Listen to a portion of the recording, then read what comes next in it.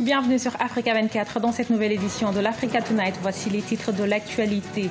La République démocratique du Congo célèbre ce 30 juin 2017 son 57e accession à la souveraineté internationale.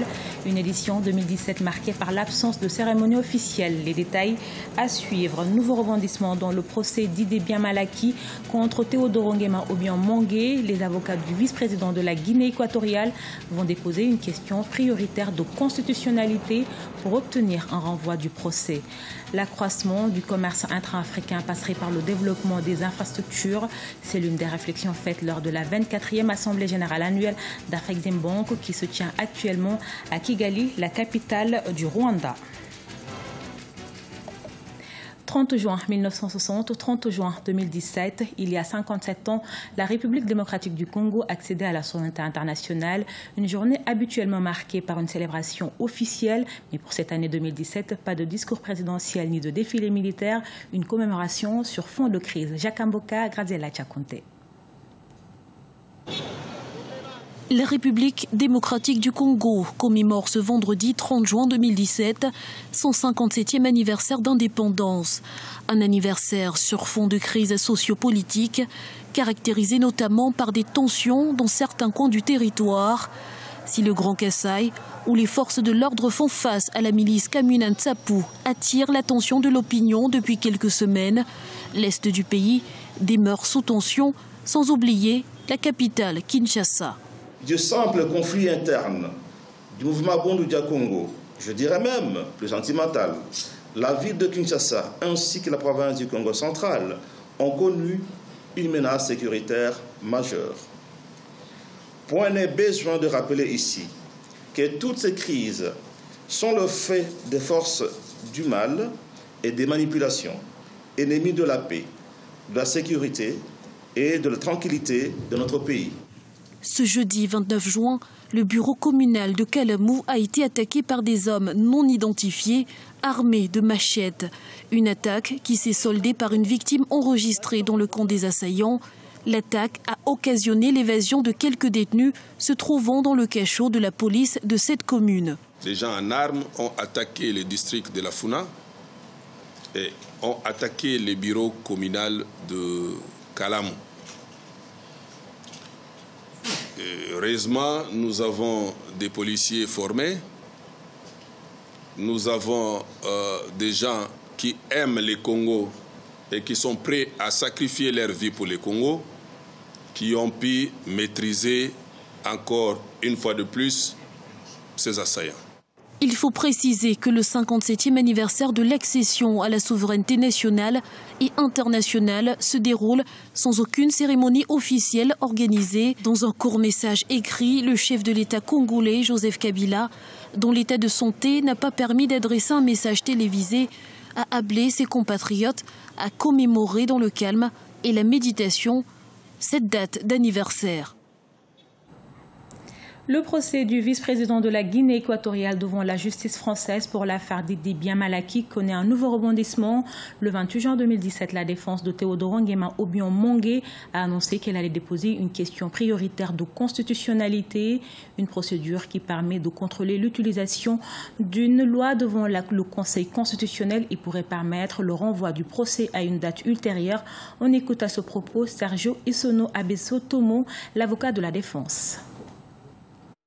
Nous avons eu un débat que je crois avoir énervé la présidente simplement parce que je lui ai dit qu'en Guinée équatoriale, il y a dans le code pénal un article 394 qui réprime le détournement de fonds publics. Mais cet article dit ceci. Seuls les fonctionnaires de l'administration civile de l'État peuvent commettre le délit de détournement de fonds publics.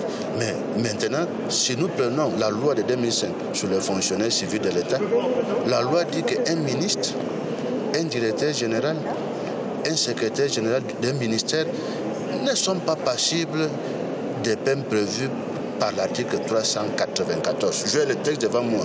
Cela ne veut pas dire qu'on ne peut pas sanctionner un ministre parce qu'il y a la loi des finances publiques. Vous voyez.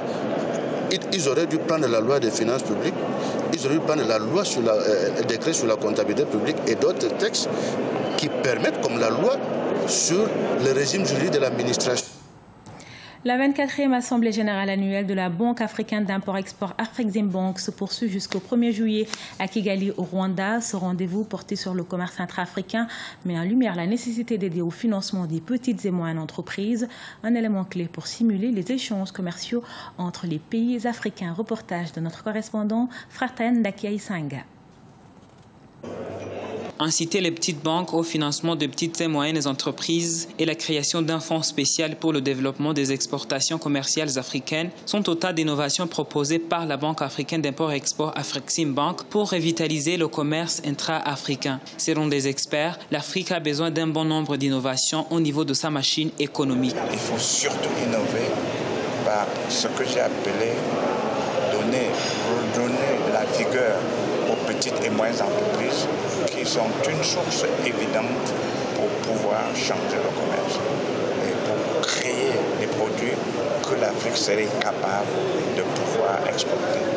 Et nous sommes en train, dans ce contexte où nous parlons, de contempler l'option d'accélérer le processus, je dois le dire, de local currency program, qui permettrait, n'est-ce pas, de réduire les risques associés à la volatilité de taux de change pour pouvoir financer le commerce africain. Selon la Banque africaine d'import-export, le déficit actuel en matière de financement du commerce en Afrique se situe à près de 120 milliards de dollars par an. À part les politiques, c'est surtout le secteur privé qui est appelé par ces mêmes experts à chapeauter tous les changements économiques proposés sur le continent pour réduire ce déficit économique. Tous ces changements seront possibles seulement si un jour nos dirigeants décident d'écarter toutes les barrières auxquelles fait face le commerce intra-africain. Mais il faut reconnaître que ce sera difficile pour qu'ils s'engagent. C'est pour ça que je fais appel à la population africaine de mettre la pression aux autorités afin de faciliter le commerce entre Africains.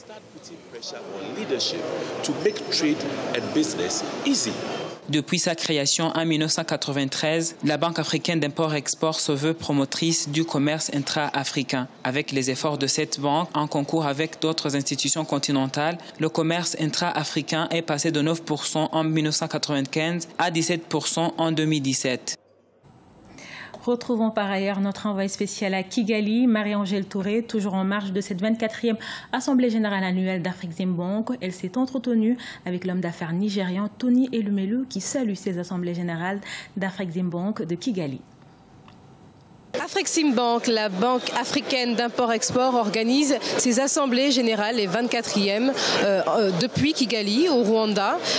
Des centaines d'intervenants y participent et viennent partager leurs expériences avec les participants.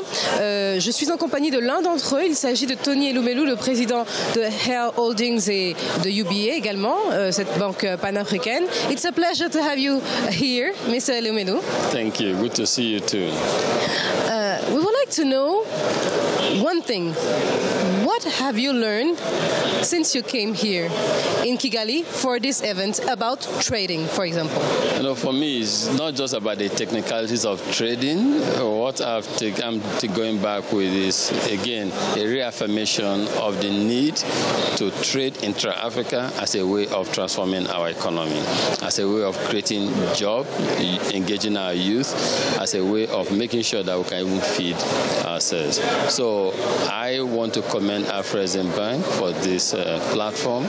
And also, worthy of mention is the fact that Afrexim is helping African businesses to capacitate to build resources for growth.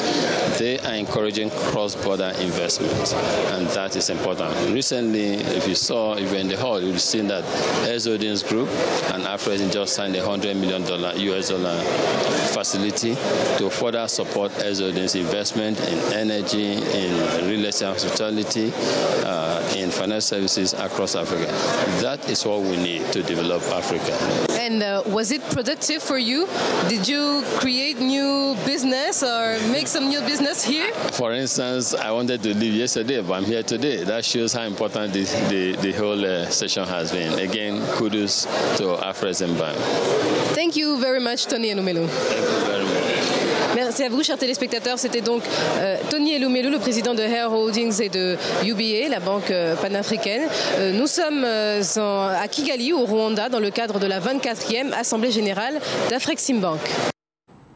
Dans le reste de l'actualité, autorisée par le Conseil de sécurité des Nations Unies en 2004, l'opération des Nations Unies en Côte d'Ivoire ONUCI prend fin ce 30 juin 2017. Cette opération multidimensionnelle avait pour mission de maintenir la paix dans un pays en pleine belligérance. 13 ans après, quel bilan pour l'ONUCI? Élément de réponse avec Mélina Bokassa.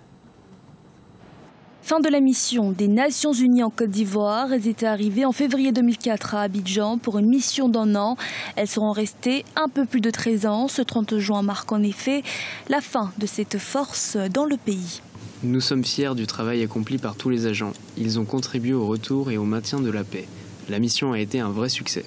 Après un coup d'État manqué contre l'ancien chef d'État ivoirien Laurent Gbagbo en septembre 2002, la Côte d'Ivoire a connu une décennie de crise politico-militaire. Elle a été marquée par des affrontements entre des rebelles des forces nouvelles au nord et les forces loyales au sud de 2002 à 2011.